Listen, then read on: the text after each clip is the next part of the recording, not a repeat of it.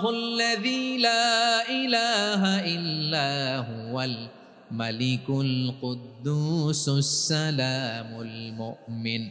ওয়াল্লাহুল্লাযী, তিনি এমন আল্লাহ, লা ইলাহা ইল্লাহু, তিনি ছাড়া কোনো ইলাহ নাই, আল মালিক, তিনি হলেন আল মালিক। আল্লাহ বলছেন আমি হচ্ছি আল মালিক। আমি কি? মানে সম্রাট। আল মালিক মানে হচ্ছে দ্য কিং অফ কিংস, সব রাজার বড় রাজা, মহারাজা।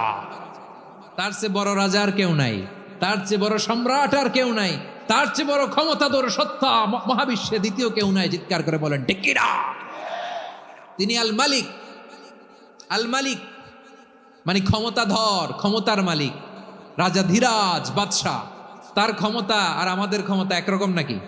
আবার আমার নবী, বিশ্ব নবী যখন সিজদায় লুটিয়ে পড়তেন, আম্মা জানা এসে বলেন আমরা তো সিজদার মধ্যে সুবহান